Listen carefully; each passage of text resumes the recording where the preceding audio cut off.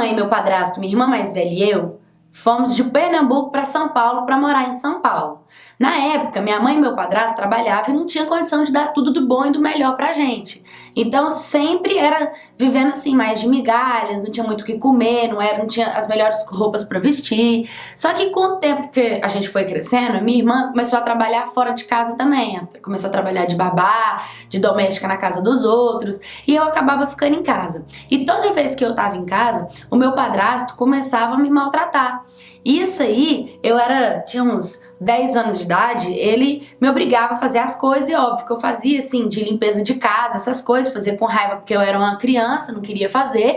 Só que como eu fazia emburrada, fazia de bico virado, ele começou a me xingar e falava que eu não ia prestar na vida, que eu não ia ser nada, que eu só atrapalhava a vida dele e da minha mãe, que eu podia ter ficado no Pernambuco com a minha avó, assim, várias histórias, e isso me magoava muito. Só que quando tava na frente da minha mãe, eu não falava nada, até porque minha mãe era tão assim apaixonada por esse padrasto que eu não acreditava que se eu contasse pra ela que meu padrasto me tratava daquele jeito e tava me xingando, porque ele tava me xingando mesmo, assim, burra, retardada, doente, tipo, coisas do tipo.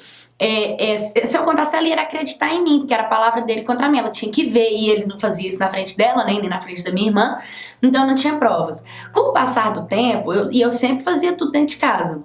Com o passar do tempo, os xingamentos dele já não me atingiam, eu já não chorava, já não respondia, eu já não ficava brava, eu já não maltratava, porque cada vez que ele me xingava e eu ficava nervosa, ele ria e me xingava mais. Com o tempo eu comecei a, acostumar com os xingamentos e, nem dá moral, tá bom, sou isso tudo que você tá falando, ok, entendeu? E aí ele percebeu que eu não tava mais dando moral pros xingamentos dele, e começaram as agressões. Aí meu padrasto começou com o puxão de cabelo, com pegar o cabo da vassoura e dar na minha cabeça, com pegar a panela e bater na minha cabeça, com pegar a cadeira de plástico e bater nas minhas coxas. Tipo assim, eram coisas que me machucavam, mas eram agressões leves, me machucava, mas não era algo que pudesse me deixar marcada, que eu pudesse ter uma prova pra mostrar que ele fazia aquilo comigo. E como ele sabia que eu não ia contar pra minha mãe, nem contar pra ninguém, então ele fazia mesmo, né? E aquilo me deixava muito triste, muito magoada, porque eu não conseguia me defender. E todo ano, a minha mãe e ele viajavam pra Pernambuco. E eu vivia falando que eu queria ir, eu queria muito ir. E minha mãe falando que só quando eu fizesse 15 anos, porque tinha que juntar dinheiro. Então, todo esse tempo passando por humilhação, sendo xingada e sendo agredida pelo meu padrasto, quando eu fiz 15 anos de idade, falei, agora é a hora de eu ir pra Pernambuco. E eu ainda pensei comigo, nossa, se eu chegar lá, se estiver muito bom, eu vou pedir pra morar na casa da avó, porque eu não quero morar mais com a minha mãe nem com meu padrasto. Era isso que eu queria.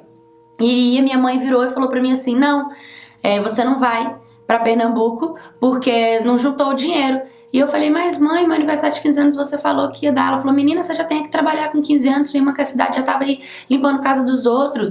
Não tem como eu ficar colocando coisa na sua boca, não. Você quer ficar sendo sustentada até quando? Não dá pra ir, não dá pra ir. Você tinha que ter começado a trabalhar com 13. Mas assim, quando eu tinha 13, ela não chegou em mim e falou pra mim, minha filha, trabalha pra ir juntando dinheirinho, porque daqui 2 anos é seu aniversário de 15 anos, aí eu te ajudo a completar a viagem. Não, nada. E ela falou que era caro, eu entendia, porque de São Paulo pra Pernambuco o ônibus é caro, é ida, é volta, é comida na estrada, café da manhã, almoço, lanche, janta. Enfim, fiquei muito triste e ela foi pra Pernambuco com meu padrasto me deixando. Eu até queria contar pra ela, quando ela falou isso, de não me levar pra Pernambuco, eu pensei assim, vou contar tudo pra minha mãe que meu padrasto faz, porque ela vai entender por que eu quero ir embora pra lá. Eu não esperava que eu tivesse que falar pra ela, que contar pra ela o que ele fazia se eu não fosse pra Pernambuco, porque eu não imaginei que não daria pra eu ir, né? Era um sonho mesmo, eu tava cega pra esse sonho e não via a realidade. Então eu acabei chorando, ficando muito chateada, e ela foi pro Pernambuco com o meu padrasto.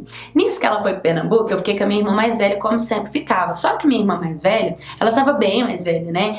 E ela vivia falando assim, vou dormir no serviço, vou dormir no trabalho, e me deixava sozinha em casa. Ela ficava o dia inteiro na rua, ela passava o final de semana na casa dos namorados dela, e eu ficava sozinha em casa. E comecei com 15 anos de idade, ficar sozinha em casa, morar sozinha, né? Fazer minhas comidas, limpar a casa. Eu já tinha hábito de fazer tudo isso. Então tava tudo tranquilo.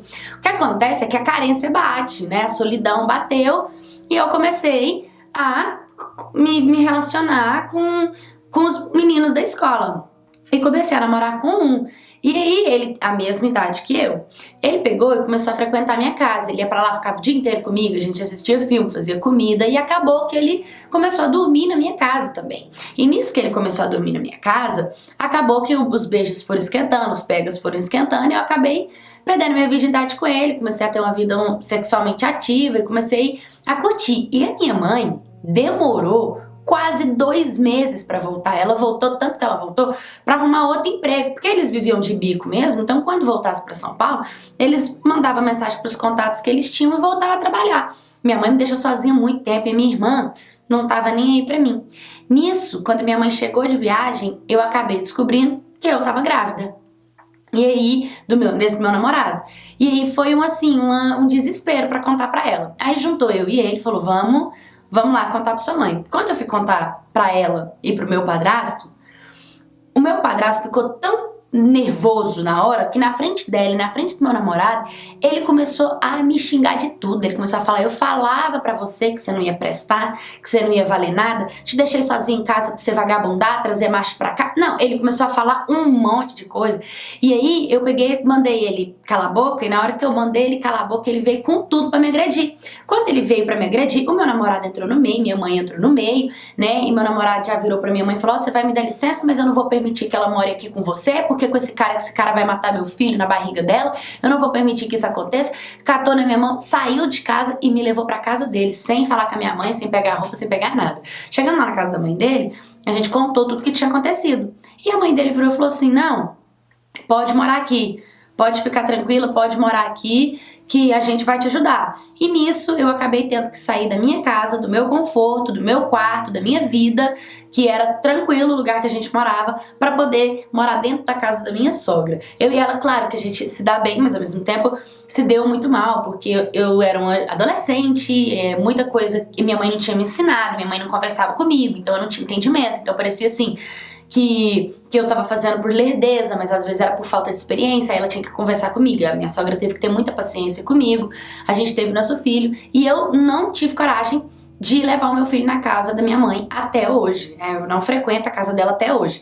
A minha mãe me ajudou durante toda a minha gestação, ela não virou as costas pra mim, ela teve comigo o tempo inteiro, mas eu sofri muito em ter que sair da minha casa, em ter que casar, porque senão eu era agredida pelo meu padrasto. Mas acabou que essa minha cicatriz, essa se tornou a minha história, e com o tempo as coisas foram melhorando, e eu fui muito feliz dentro do meu relacionamento. Mas até hoje eu nunca mais consegui conversar com meu padrasto. Oi, my cats, tudo bem com vocês? Gente, me siga nas minhas redes sociais, e se você tem uma história também que você teve que sair da sua casa por conta do seu padrasto ou da sua madrasta que não gostava de você, você teve que caçar um rumo porque não estava dando mais certo a convivência, me manda a sua história pra eu contar aqui no canal. Pra você me mandar a sua história, o link vai estar aqui na descrição, vai ter o link pra ir diretamente pro site pra você preencher o formulário e me mandar a sua história, ou você pode entrar pelo meu direct do Instagram, Dia de Paula, e me mandar a sua história. Então, beijo, curta, comenta, compartilha, até o próximo vídeo.